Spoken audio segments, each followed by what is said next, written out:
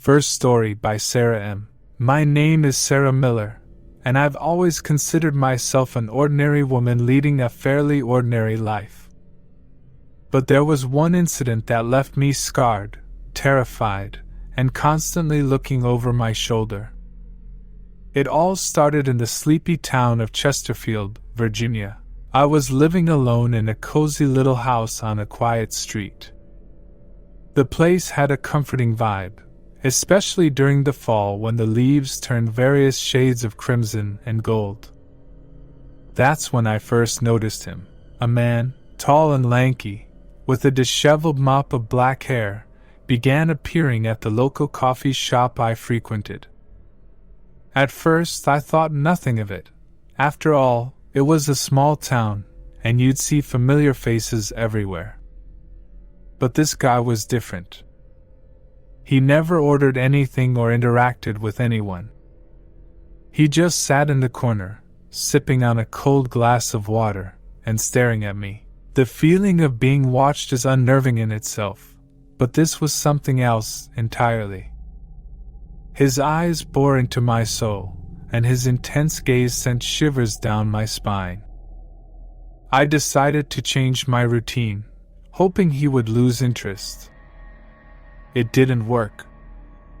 No matter where I went, he would be there, silently watching. One evening, as I was locking my front door, I caught a glimpse of him standing across the street.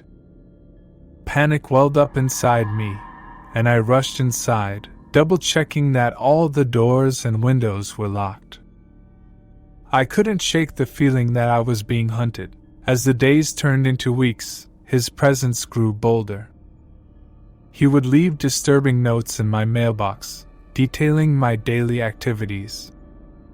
He knew when I left for work, when I went grocery shopping, and even the names of my friends.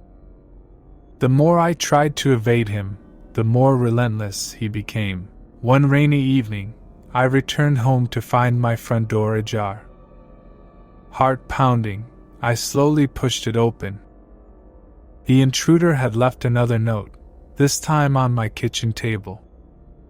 It read, "You can't hide from me, Sarah. I couldn't take it anymore." I called the police, but they couldn't do much without concrete evidence.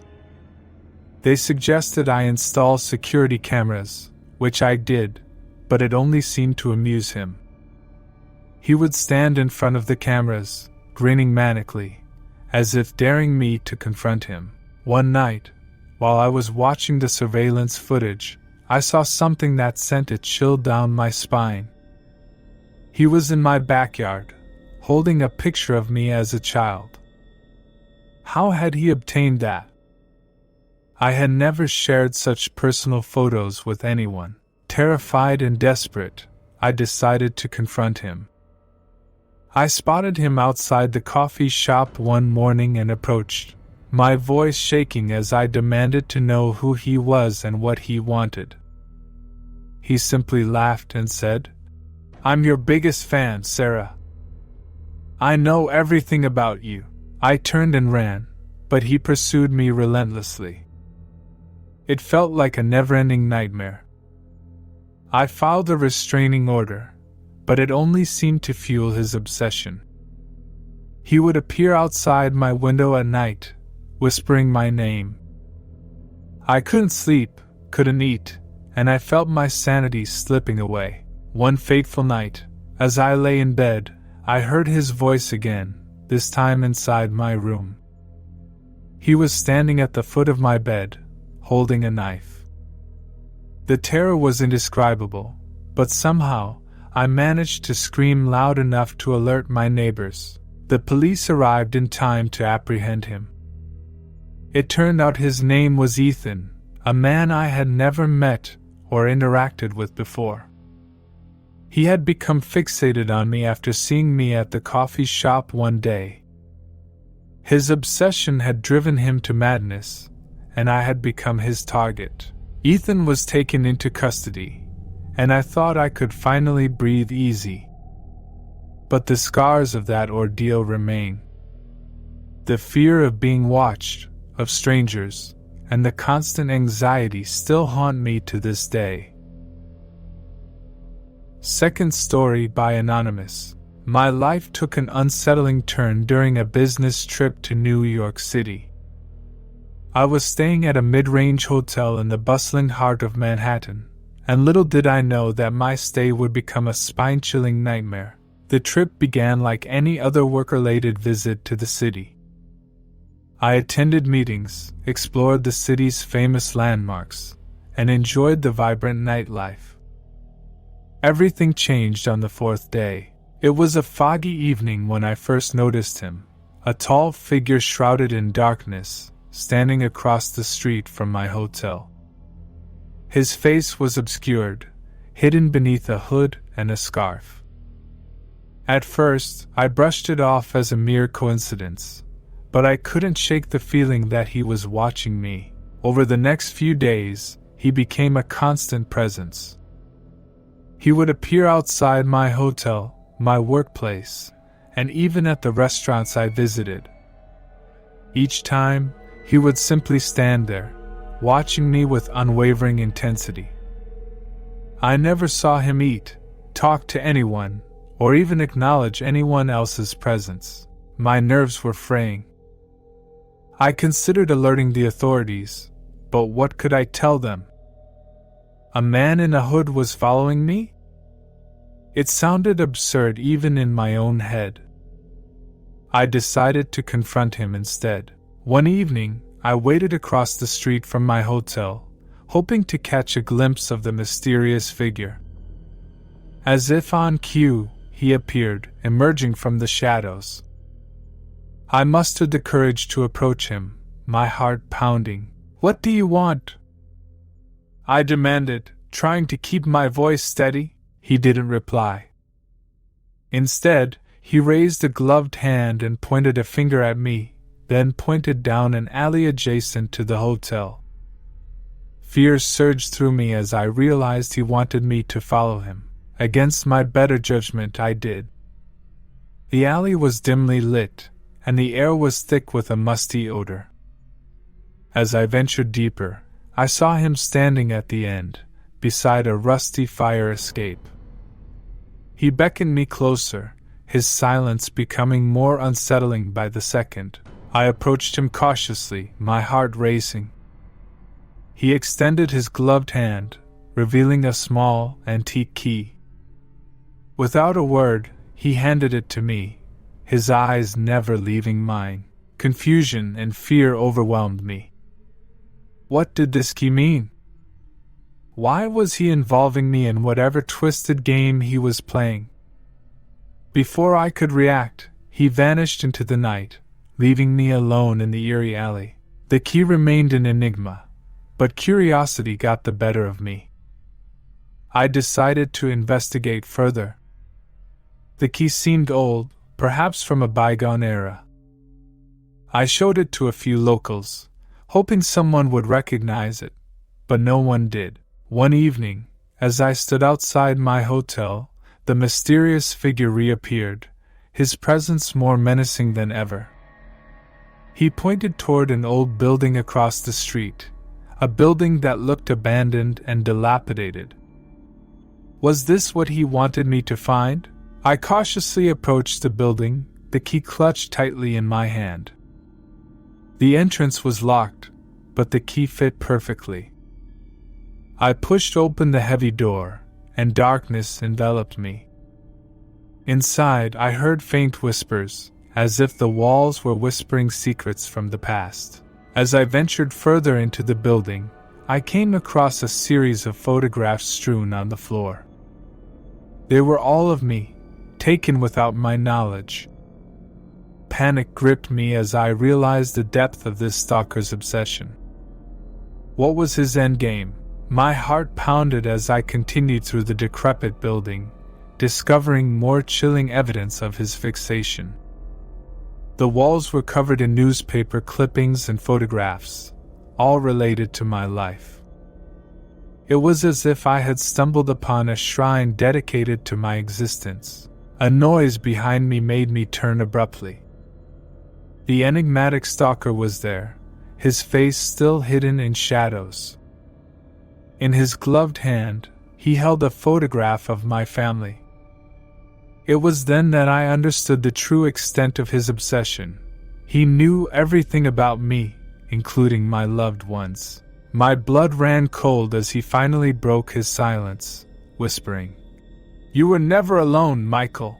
I fled the building, leaving behind the eerie darkness and my relentless pursuer. I never returned to New York City, and I still don't know the identity or motives of that haunting figure. Third story by Emily A. My story of terror unfolded far from home, in the picturesque city of Prague, Czech Republic. What was meant to be a dream vacation turned into a chilling ordeal I would never forget. Prague's winding streets and historic architecture cast a mesmerizing spell on me. It was a place where history seeped from every cobblestone and every building. However, beneath the city's beauty, there lurked a sinister presence. It began innocently enough. I first noticed him while visiting the iconic Charles Bridge. A tall man, impeccably dressed in a dark suit, seemed to appear out of nowhere. He was always a few steps behind me, never drawing attention to himself. His eyes, hidden behind sleek sunglasses, never wavered from me. I initially brushed it off as a coincidence, a fellow tourist exploring the same sights. But as the days passed, his presence became more conspicuous. He was everywhere I went, always maintaining a discreet distance. I decided to change my routine, hoping to lose him in the bustling crowds of Old Town Square. Yet, he was always there, a silent shadow in the background, his demeanor unnervingly calm. One evening, as I strolled along the Vltava River, the man finally approached me. Without uttering a word, he handed me an envelope and disappeared into the gathering dusk. I hesitated before opening it, fearing what I might find inside. The envelope contained a single photograph, me, taken from behind, as I stood on Charles Bridge. My heart raced, and my breath quickened. Who was this person, and why was he following me? My paranoia grew as I ventured deeper into Prague's labyrinthine streets. He continued to trail me, never making a move or attempting to communicate. The weight of his presence bore down on me, filling my days with dread and my nights with sleepless anxiety. One evening, as I entered my quaint Airbnb apartment, I heard a soft rustling sound coming from the corner of the room. My heart leaped into my throat as I switched on the light. There, lying on the table, was another photograph. This time, it was a picture of my childhood home, a place I hadn't visited in years. Panic surged through me as I realized the extent of his intrusion into my life. I contacted the local authorities, but they couldn't provide any leads. The man had left no fingerprints, no clues to his identity. I considered cutting my vacation short, but I was determined not to let him win. Days turned into weeks, and the stalking persisted. He never grew bolder, content to maintain his silent vigil. My attempts to confront him were met with stoic silence, as if he were a phantom, impervious to fear. One night, as I roamed Prague Castle, I noticed him standing near the imposing gates. He gestured toward an ancient crypt, and I hesitantly followed. Inside, the air was heavy with the scent of age-old secrets. In the dim light, I saw a series of photographs, images of my travels in Prague, each one taken from different angles, always showing me alone. Fear and anger welled up within me as I realized the depth of his obsession.